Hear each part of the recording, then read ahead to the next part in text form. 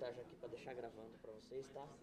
Aí você já conectou o laptop. Quando você quiser jogar lá para a tela, é só selecionar o layout que você tinha escolhido, que é o Stage Cam Laptop aqui. Tá bom? Esse aqui, ó. Segundo aqui de baixo. Tá bom? Será que você vai ter que tirar e pôr de novo igual aquela vez?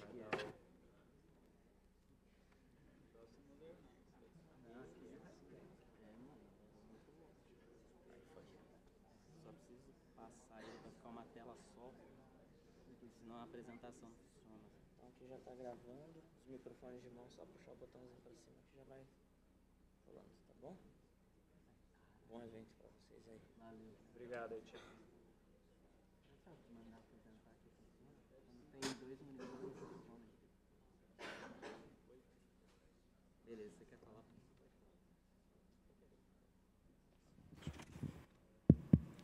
Boa noite, pessoal. Bom, vamos fazer nosso primeiro meetup aqui nesse campus. Todo mundo está ouvindo bem aí no fundo e atrás, beleza? Bom, a gente vai começar o primeiro meetup aqui com o Felipe. Depois a gente vai ter uma pausinha para o coffee break e depois com o Bruno.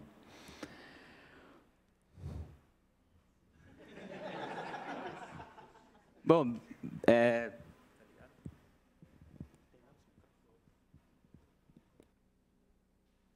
Bom, obrigado a todo mundo por ter vindo aí. Deu bastante gente. Quem quiser dar uma talk aí nos próximos meetups, mande um e-mail para a gente, mande uma mensagem lá que a gente está aceitando, porque só a gente falar tá difícil. Então, quem que é a primeira vez que vem no meetup? Não, bastante gente. Então, a gente tem uma rotatividade boa de pessoas, tem quase 2.000 pessoas no grupo. Mais de 2.000 pessoas. Então, são pessoas de Alphaville, de São Paulo, e trabalham nas empresas grandes, pequenas, e a gente sempre convida, se você tem um case, se você trabalha com algo específico, algo legal que você queira compartilhar, é para isso que a gente faz o evento. Então, você manda um e-mail lá, comenta no evento, lá no site do Meetup mesmo você pode mandar. A gente tem o Slack também, que a gente usa. Aliás, essa ia ser a minha próxima pergunta. Quem que sabe aqui que a gente tem uma página no Facebook? Olha só. E a gente tem também uma conta no GitHub. Alguém já visitou lá?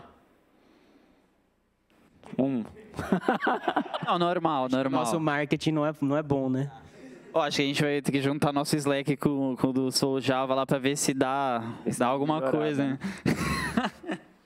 Tá, mas a gente tem Twitter, tem bastante coisa lá no GitHub, tá? Então depois dê uma olhada lá que vale a pena. Tem os slides, a gente tem um canal no YouTube, tá? Que tem as outras palestras, então semana que vem, acho que antes da semana que vem a gente deve pegar as palestras de hoje, publicar lá. Então é isso, pessoal.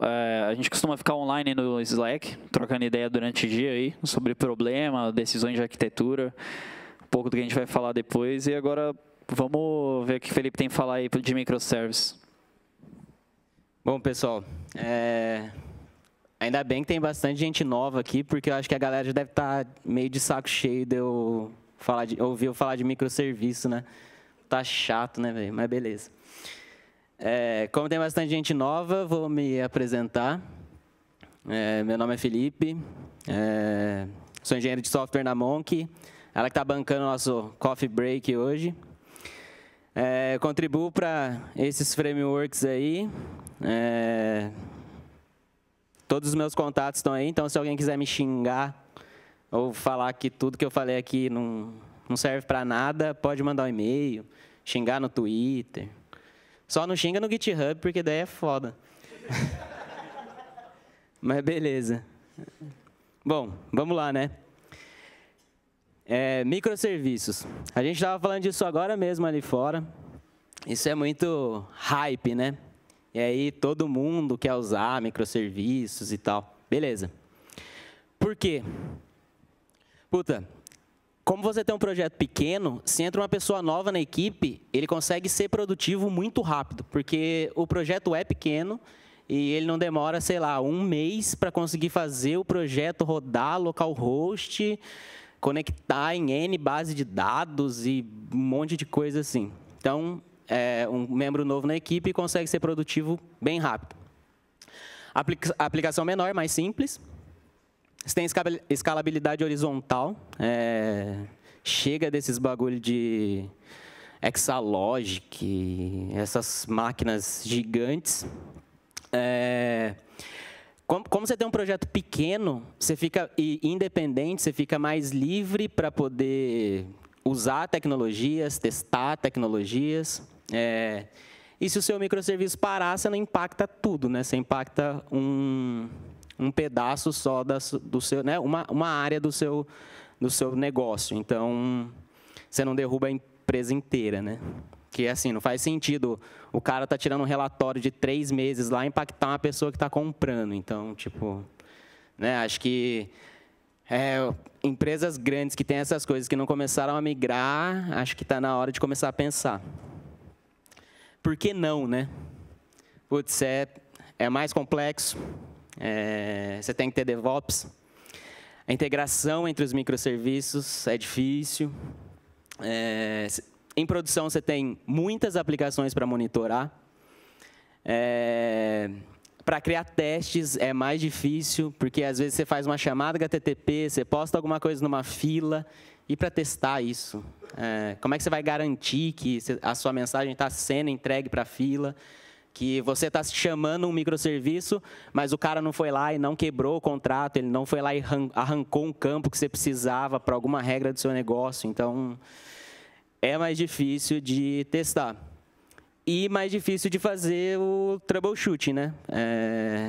Você está com um bug em produção, aí você grepa na máquina lá, olha os logs dela, e como é que você vai saber em qual requisição, qual cluster está recebendo a requisição? Se você tiver um microserviço chamando o outro em cascata, aonde está o erro? Sei lá, quem está dando timeout? Então, é difícil. Vamos ver uns partners aí que ajudam a facilitar um pouco esse trabalho. Então, primeiro vamos ver como eu decomponho o meu monolito em microserviço. Todo mundo pergunta assim, mas, putz, que tamanho tem um microserviço? Cara, isso é uma pergunta que ninguém consegue responder e ninguém nunca vai conseguir responder. Então, o que dá para a gente fazer é tentar guiar a pessoa a como ela quebrar os microserviços. Então, o microserviço ele deve implementar um conjunto pequeno de regras de negócio, e essas regras devem ser relacionadas. Então, assim, você precisa conhecer do seu negócio, você precisa conhecer do seu business para você quebrar isso em microserviço. Se você faz o que tem que ser alterado junto, tem que ficar junto. Então, isso é uma regra. Você tem que deixar ele fracamente acoplado. Quanto menos ele for acoplado com outros microserviços, melhor. Porque assim, não adianta nada se quebrar em microserviço e ele acessar todos os seus outros microserviços. Ele tem que ser encapsulado. Você pode conseguir alterar a regra de negócio e isso não quebrar os seus clientes. Então, tem que pensar um pouco nisso. Porque versionar a API depois é difícil. Beleza. Esse é um exemplo, mais ou menos, aí que você tem o seu business e os seus microserviços. Cara, isso é um evento... Isso é uma imagem, né, em muito alto nível, assim, e é uma imagem simples, né, que você tem as coisas bem definidas, mas pode ser que na sua empresa seja muito mais difícil do que isso. Então, beleza. Próximo passo, o próximo partner, é um pouco contraditório, o microserviço por instância. Eu já vi empresas aqui que quebram em microserviços, geram WAR e sobe 20 WARs no mesmo WebLogic. Cara, por que você fez microserviço? Então, não faz sentido. Então, ele tem que deployar e escalar independente, por isso que é legal você ter um microserviço por instância. O deploy tem que ser simples e tem que ser rápido. Tipo, cara, não tem que ter dificuldade no deploy. Ninguém tem que ter medo de fazer deploy. Deploy em janela, tipo... vem todo mundo aqui, 1h que a gente vai fazer um deploy. O deploy tem que ser confiável. Cara, eu já vi muita empresa que tem muito medo de fazer deploy. Tipo, putz, vai ter que deployar em produção agora. Máquinas menores, economia de dinheiro. Na Monk a gente tem 20 microserviços e a gente roda eles em máquina com 1 GB de memória. Então, a gente consegue economizar bastante dinheiro, e principalmente quando precisa escalar, né? Se você tiver uma máquina com 20 GB de memória e você precisar escalar ela, ferrou. Tem uns partners relacionados a esse que eu vou mostrar. Eu fiquei meio assim de colocar esse slide, eu não queria colocar ele, porque tem outras formas de você fazer isso, mas eu não gosto, então eu não queria que ninguém fizesse. Mas quem sou eu para falar isso, né? Então, os outros partners são múltiplos serviços por instância, só que assim, cara, se a máquina cair, você vai derrubar tudo. Então, um serviço por instância de JVM e um serviço por container. Eu já vi gente criar uma máquina grande na Amazon e subir vários containers, né, nessa mesma máquina. Assim, eu não gosto e, cara, se alguém discordar, é um assunto que seria legal a gente sentar no bar, tomar uma cerveja e discutir. Beleza. Configuração centralizada. E aí eu coloquei embaixo o que você pode usar para fazer, né, que é o Spring Cloud Config. Por que você precisa ter configuração centralizada, né? O seu serviço precisa rodar em vários ambientes. Você tem dev, você tem QA, você tem produção. E você precisa ter um ponto único de alteração de configuração. Porque, assim, imagina só, se você tem um ambiente autoescalável, como é que você vai fazer a configuração? Você vai deixar a configuração fixa dentro do seu projeto? A sua configuração de produção, com a sua senha de produção no seu application, dentro do seu projeto, é difícil, não faz muito sentido. E você precisa ter... Por exemplo, tem coisas em microserviços que a configuração é a mesma para todas. Sei lá, se você usar Service Discover, a sua configuração com o seu Service Discover é a mesma para todos os microserviços. Se você precisar alterar isso para um, se tiver que alterar isso para todos, se você tiver 50 microserviços, ferrou. Então, você precisa ter um ponto único de alteração e isso ser o mais simples possível.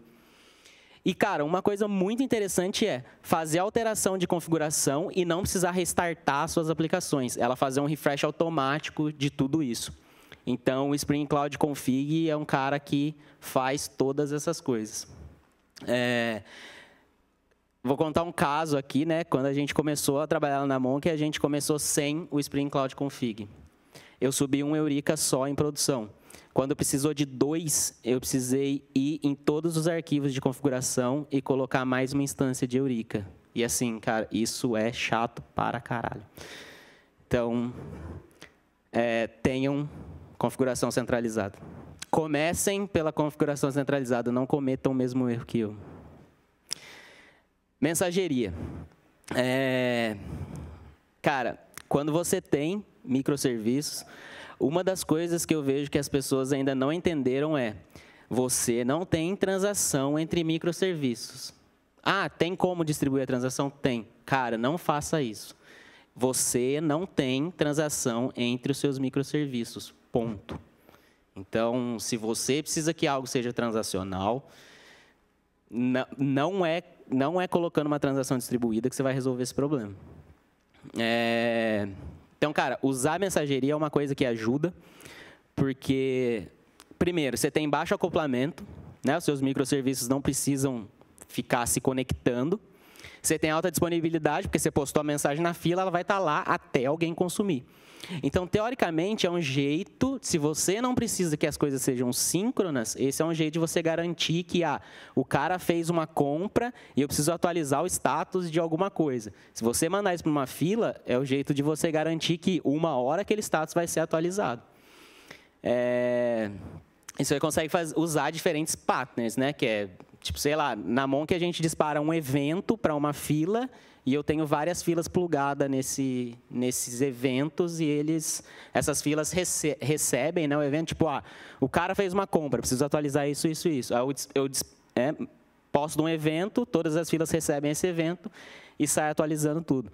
Então, assim, quanto menos vocês precisarem usar requisição HTTP para fazer as coisas, melhor. HTTP é chato, é um ponto de falha, dá problema. Então, se for fazer com fila, é muito melhor. Se alguém tiver alguma dúvida, como a gente vai falar de um monte de coisa, se alguém quiser perguntar alguma coisa, levanta a mão, que eu acho que a gente consegue perguntar no assunto.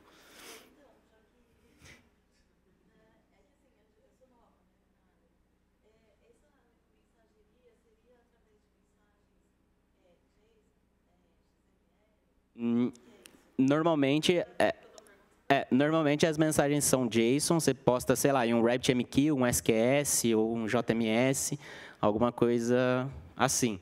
As mensagens são JSON, e aí um servidor de mensageria recebe essa mensagem e alguém se pluga lá para consumir essa mensagem. E aí tem vários jeitos de você fazer. Você pode publicar essa mensagem para uma pessoa só consumir, você pode publicar em um tópico e várias pessoas consumir, então tem bastante... vários jeitos de você fazer isso. Ok? Então, beleza. Próximo partner. Service Discovery e Register. Eu uso o Eureka. Usaria ele se começasse a Monk hoje? Não. Não usaria. Eu usaria o Kubernetes. Porque ele já faz Service Discovery e eu não preciso fazer as coisas que eu tenho que fazer quando eu uso o Eureka. Então,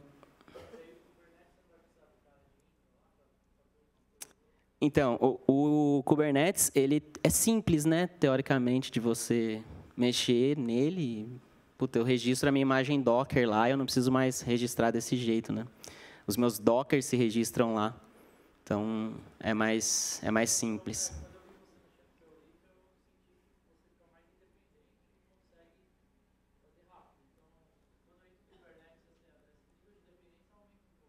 É que assim, isso. Quando a gente começou a Monk, a gente começou com a Eureka justamente por isso. Hoje, como a gente já está com um produto mais estabilizado, eu consigo focar em ver alguma coisa de Kubernetes, aprender Kubernetes para poder subir um Kubernetes e não usar mais o Eureka. Então, aí uso o Eureka. Não, tem mais, né? Tem o Consul, o Eureka, tem vários. Não tem só ele. Mas ele é assim, é o que o pessoal está mais usando, né? Por que usar o Eureka? Porque se você tem microserviço e você se preocupa em qual porta a minha aplicação sobe e qual IP, eu preciso configurar um DNS, eu preciso configurar um VIP, cara, você vai ter problema no futuro. Então, assim, quando você usa o Eureka, você tem facilidade de autoscaling e você tem load balance do lado do cliente. Você não precisa criar um VIP. O seu cliente vai lá, se conecta no Eureka, fala, me dá uma instância desse serviço. Ele te dá uma instância e você faz a chamada para essa instância. Então, cara, esquece, você não precisa mais saber de host, de porta, de IP, você não precisa fazer mais nada. Chega dessas coisas. A gente tá tendo um ethical hacking lá e as pessoas do ethical hacking perguntaram para mim quais são os IPs das máquinas de produção. Eu não sei. Se você perguntar para mim quantas máquinas do serviço tal estão rodando em produção agora, eu não sei. O ambiente é autoescalável. Pode estar rodando 10 ou pode estar rodando 3. Eu não sei. Então, e qual é o IP? Eu não sei. O meu Eureka resolve isso tudo para mim. Então, é interessante ter Service Discovery e Service Register com microserviço. Na verdade, não é interessante, não. É indispensável. Senão, depois você não sabe quantas instâncias estão rodando. Lá você consegue ver na tela com o Eureka, né? Então, é interessante. É indispensável.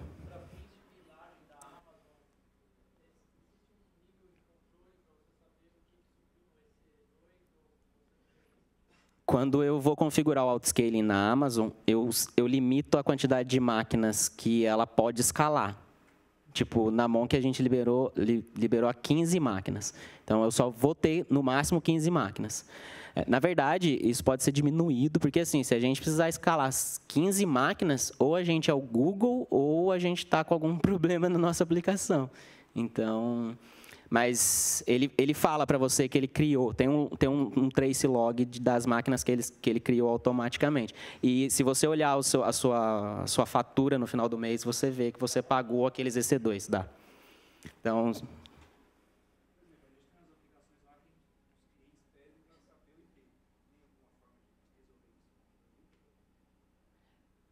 Então, por que ele precisa saber o IP, entendeu?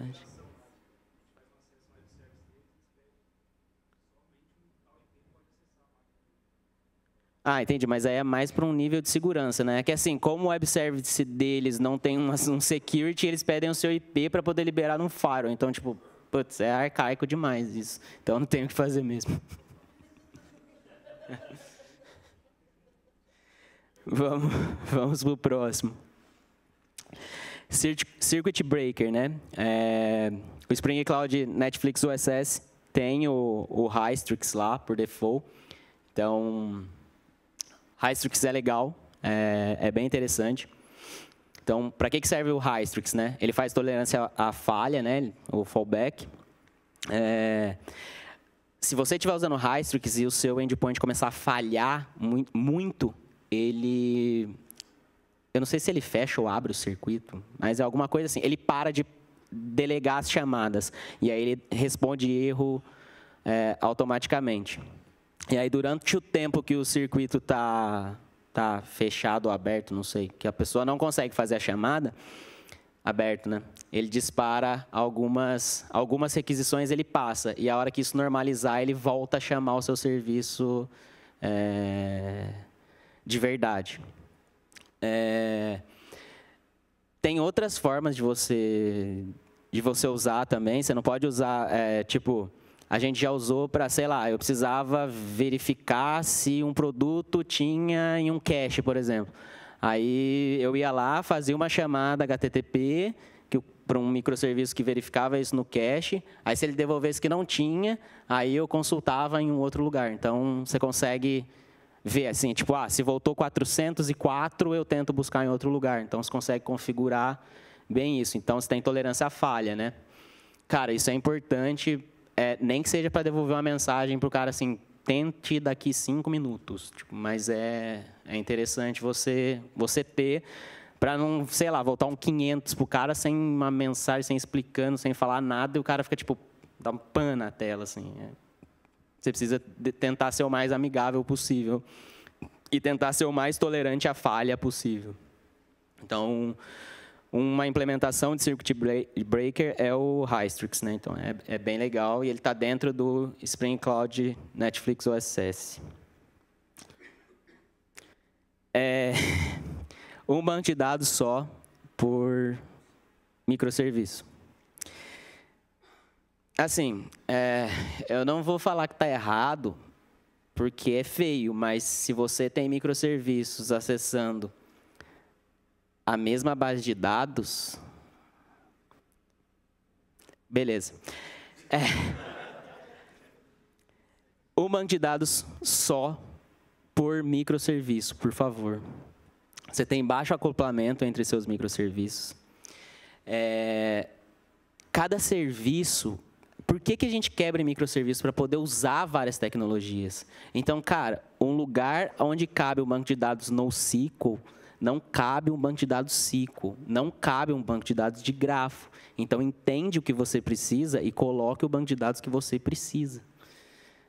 Assim, isso é o básico, né? Você pelo menos precisa entender qual banco de dados você precisa e quais problemas o seu banco de dados resolve.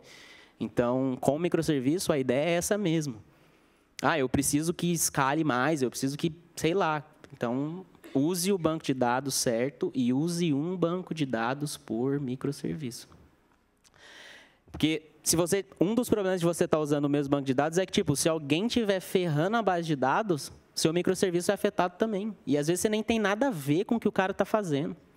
Então, usem sempre um microserviço, um banco de dados. Um microserviço, um banco de dados. SQL, NoSQL, Grafo, Bigtable, sei lá. Mas use o que você precisa. Beleza?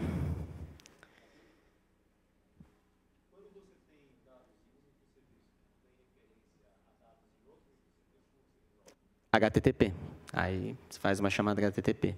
E, na verdade, você precisa ver se realmente faz sentido isso está quebrado em 2 microserviços. Entendeu? Talvez não. A gente já participou de um projeto que a gente quebrou o produto e preço em 2 microserviços diferentes. No final, a gente viu que não fazia o menor sentido isso. O preço deveria estar lá junto. Porque toda vez que você vai consultar o produto, você precisa saber o preço. Então, não fez muito sentido.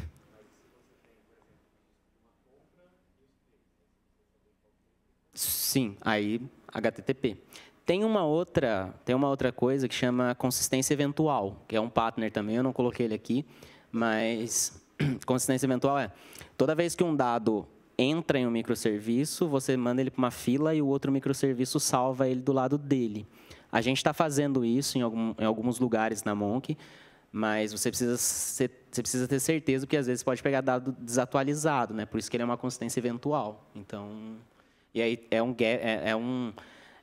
você está onerando um pouco as coisas, né? Porque, além disso, toda vez que atualizar, você precisa mandar um evento de atualização para atualizar ali. Então, você tem uma consistência eventual entre as coisas. Então, se é um dado que não atualiza muito, você manda um evento, salva ele lá e usa ele no seu microserviço. Mas nunca acessar 2 bancos de dados. Beleza? API Gateway. Putz, esse é assim, é o partner mais né, acho que é o mais difundido. Quando começou a falar de microserviço, acho que todo mundo falou de API Gateway.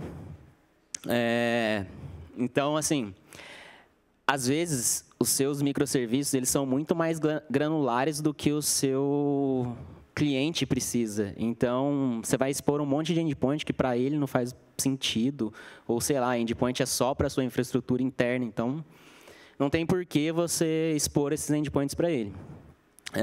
Você encapsula os seus endpoints, né, inclusive seus endpoints internos.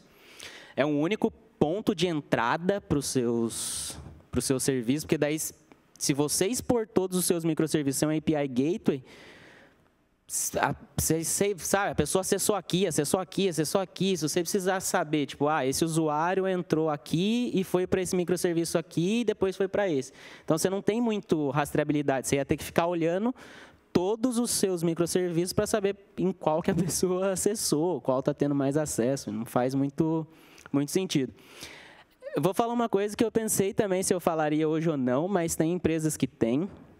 E, às vezes, tipo, sei lá, a pessoa precisa chamar um web service por baixo, um microserviço dela, ou um sistema legado que está lá e você precisa chamar um web service. Você pode colocar um API Gateway na frente, aí o cara faz uma chamada HTTP, você converte isso e faz uma chamada para um web service. Não é legal. Meus pêsames para quem trabalha com web service. Eu não trabalho, então... Beleza, é isso de API Gateway, acho que esse é o que está mais difundido, assim. Logs centralizados e tracing.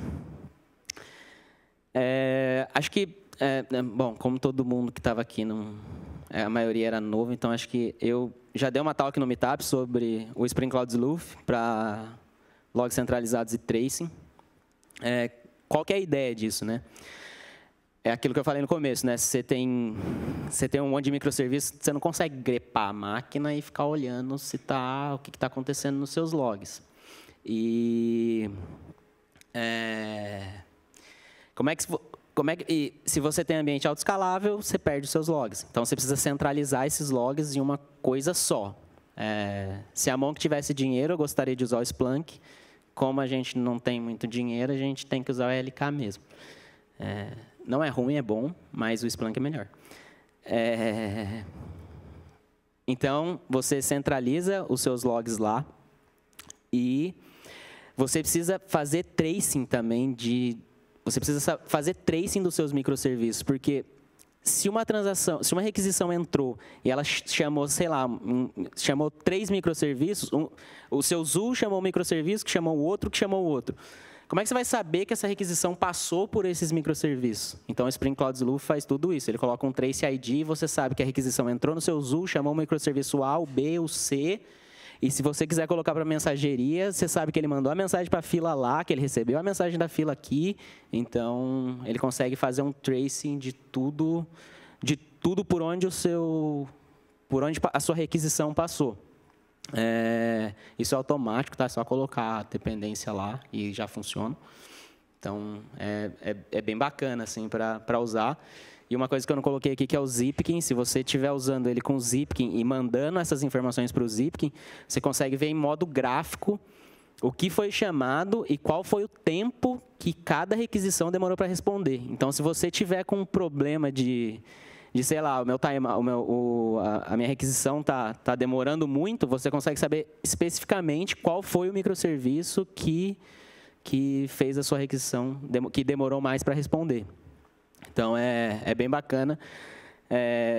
A gente usa muito isso na Monk, a gente tem log de tudo. Inclusive, a gente faz business logs, a gente usa o log para gerar gráfico de negócio, então é interessante. E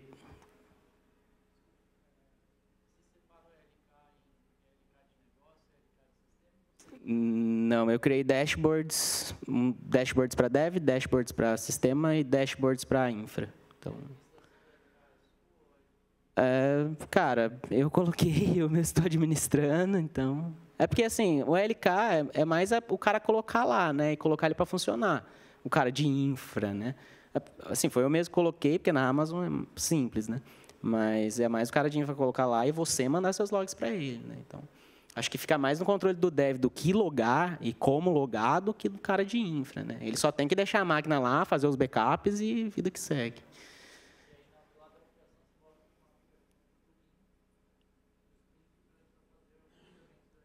Isso, aí eu uso um plugin, eu não sei qual que é lá, uma lib que manda para o Logstash, o Logstash manda para o Elasticsearch e eu consigo ver com o Kibana. E funciona bem, cara. Tipo, a gente loga tudo e faz gráficos lá, tal. Então, tá bem legal. Tem um plugin que manda pro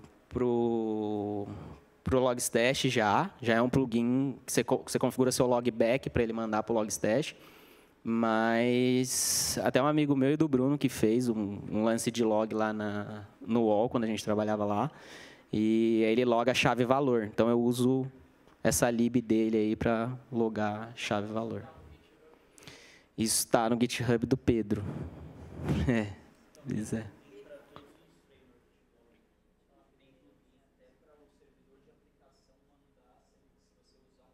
Isso. Ele já sai mandando.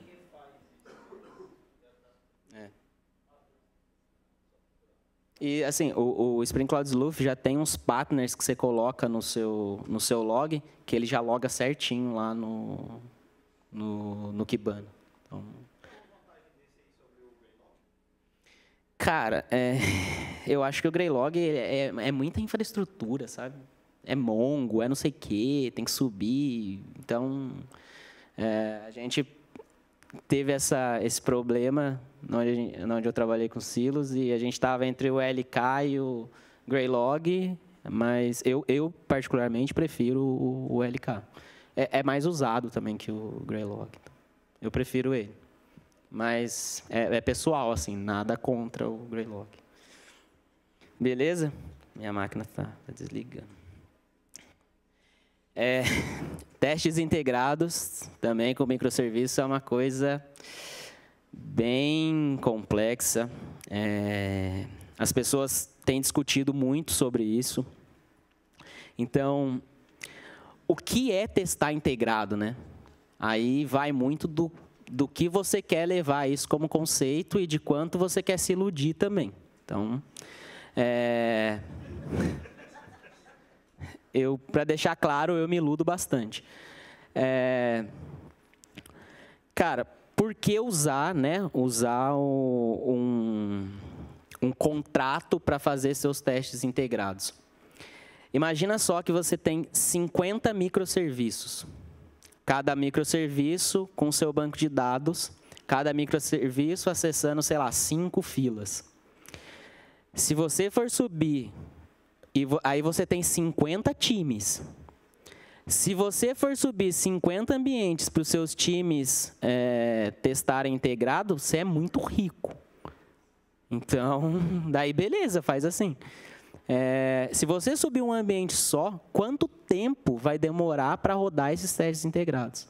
Eu estava conversando com um amigo hoje, ele inclusive trabalha na Alemanha, e ele falou que lá demora 40 minutos para rodar o teste integrado. 40 minutos. Se você tiver uma equipe que faz CI e CD, e você fizer 10 deploys por dia, seu dia inteiro foi só fazendo teste integrado. Isso se não quebrar nenhuma vez o teste e você tiver que arrumar. Então, é custoso de dinheiro e é custoso de tempo. E aí, se você usa o contract, você não precisa fazer desse jeito. E você tem feedback rápido. Imagina até 40 minutos para você descobrir que o seu teste falhou. Então, é difícil, né? O custo é baixo e você leva o seu teste integrado para o lado do TDD, que é o que faz mais sentido, né? Como é que isso funciona, né? Você tem 3 tipos de teste quando você faz testes com contrato. Você tem o teste do seu controller, e aí você moca tudo que o seu controller acessa e faz um teste falando, quando acessar o meu endpoint passando esses dados, eu quero que retorne esse contrato aqui. Beleza. Você faz o segundo teste dos seus testes unitários, do jeito que você quer fazer, e quanto de cobertura você quer ter, e beleza.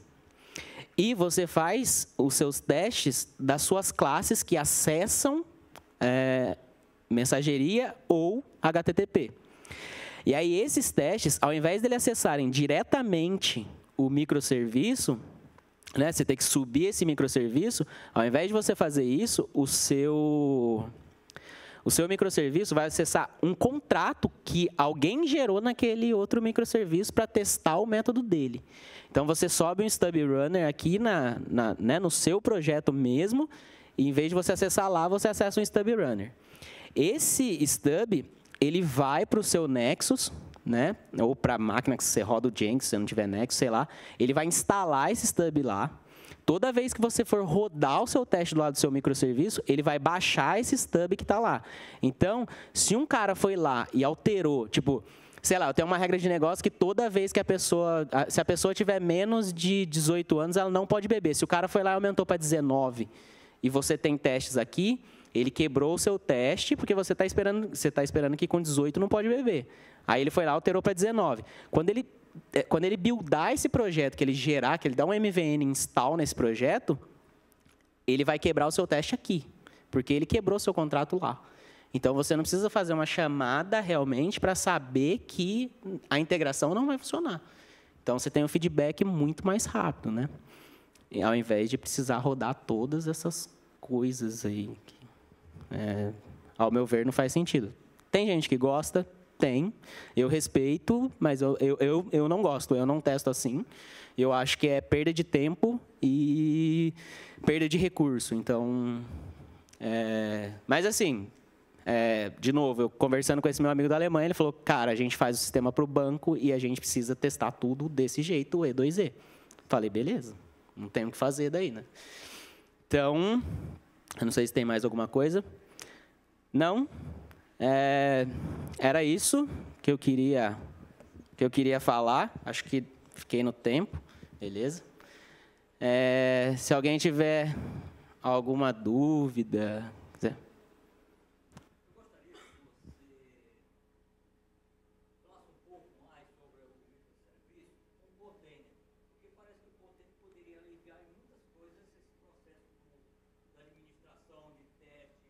Teste para produção, uma série de coisas, o Container pode ajudar. E você Sim.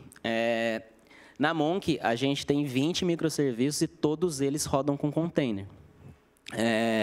Só que é uma aplicação por instância. Então, se eu for testar integrado os meus 20 microserviços, eu vou precisar subir 20 instâncias do mesmo jeito. Então,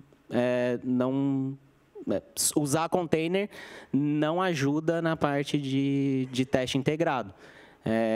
Você vai ter que subir de qualquer jeito, mesmo sendo um container.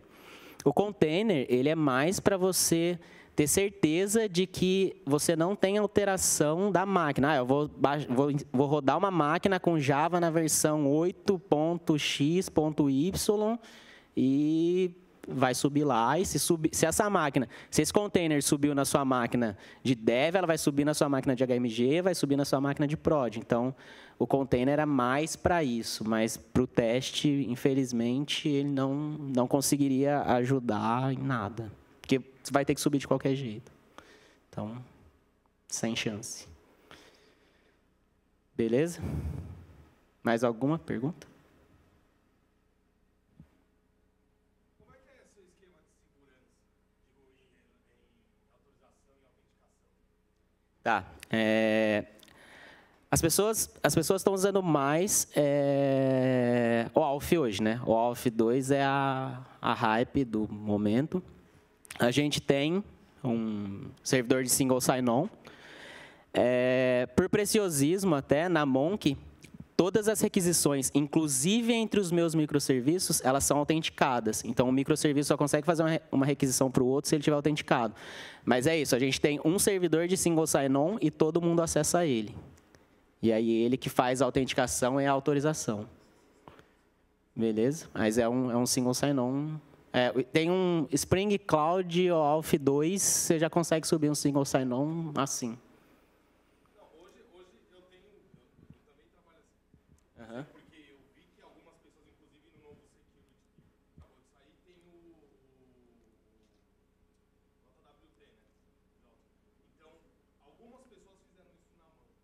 Pegaram o security com o token e percorrem todos os serviços com esse token na mão. Acho que hoje você consegue configurar o seu microserviço para ele apontar para o seu servidor OAuth e o seu token está lá magicamente no seu contexto de segurança. Então, acho que é meio um trabalho meio sem necessidade, assim, que você trafegar seu token.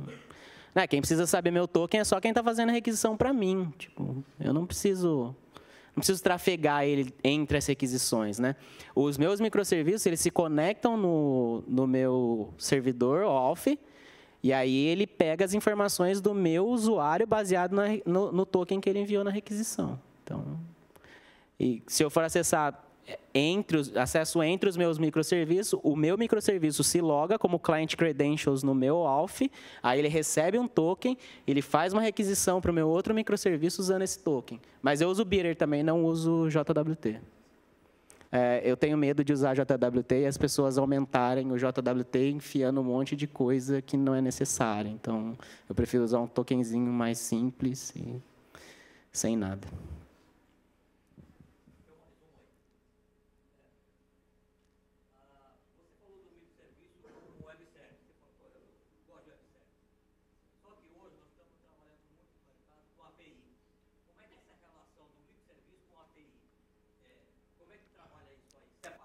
Isso é que quando eu falei web service, eu falei não de APIs RESTs, né, mas de web service SOAP, não de API. API normal, acho que é o que está todo mundo usando hoje, inclusive a gente na Monk está usando. Mas eu falei de SOAP mesmo, de chamar um web service SOAP. Eu acho que eu me expressei mal.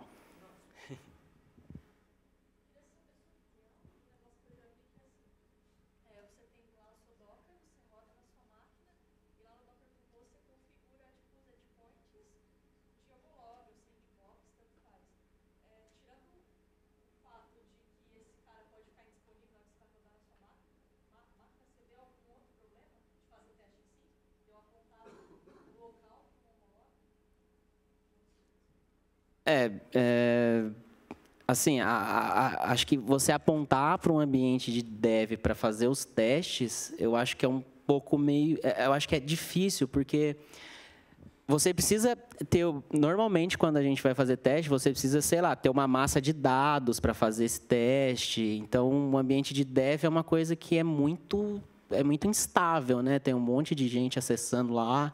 E como é que você vai garantir que a sua massa de dados está concisa para você conseguir fazer o seu teste, entendeu? Então, acho que esse é o maior problema, assim. Mais alguém?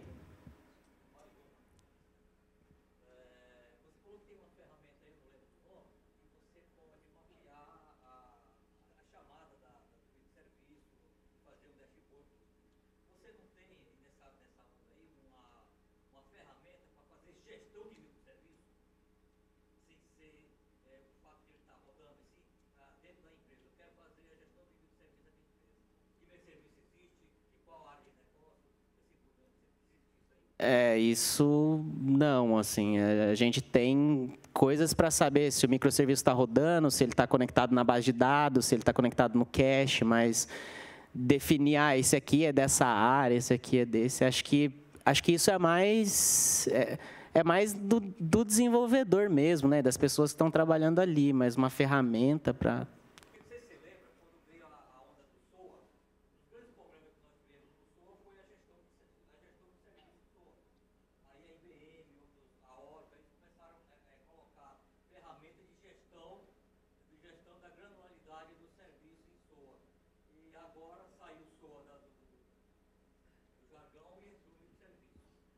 Então...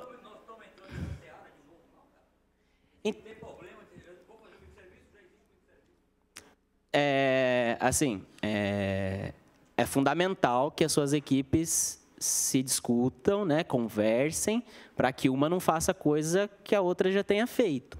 Então, você precisa ter essa conversa, o seu time precisa, né, todo o seu time de dev precisa ter alguém que interaja, né?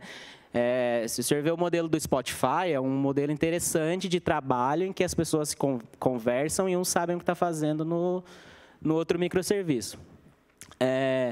Quanto a esse lance de ser um jargão e de será que a gente não está indo para o mesmo caminho, SOA nunca foi ruim. O problema são as pessoas que implementam SOA. E, do mesmo jeito que com microserviço, o problema vai ser as pessoas que implementam microserviço. As pessoas pegam uma tecnologia e acham que ela vai salvar o mundo e que ela serve para tudo. Então, isso não faz sentido. A tecnologia te ajuda, mas você tem que saber aonde implementar a tecnologia da maneira certa. Quando você usa framework open source, um dos maiores problemas que você tem é a pessoa ir lá e falar, não, isso aqui não funciona. Só que a pessoa nem leu a documentação, a pessoa não estudou, a pessoa não entende o conceito e a pessoa quer sair fazendo. Então, acho que esse é o maior problema que a gente tem, sabe? Tipo, e aí a pessoa vai falar, microserviço não funcionou para mim. Mas você estudou microserviço? Você implementou certo? Então, acho que é isso. Beleza? Só mais uma e a gente tem que encerrar.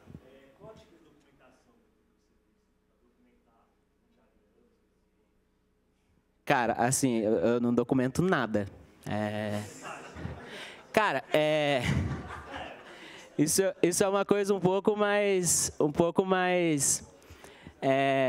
o seu código, ele tem que ser autoexplicativo, cara. A pessoa abrir o seu código, ela tem que saber o que aquilo lá faz e sem documentar. Mas no caso da Netflix, eles devem ter alguma coisa, algum diagrama específico. Ele só tem um microserviço, ele só tem um diagrama, que é uma das coisas que eles usam, que é o Zipkin, que eles sabem, tipo, esse microserviço chama esse, chama esse, chama esse. Então, se você usa o Zipkin, você sabe quem chama quem, mas é isso.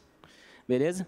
Cara, se alguém tiver mais alguma dúvida, pode me mandar um e-mail, perguntar no grupo do Meetup lá, que a gente responde. Vamos pro... Vamos pro coffee break, que já deve ter chegado lá. Se alguém quiser perguntar alguma coisa no coffee break também, fica à vontade. Beleza? Valeu, pessoal.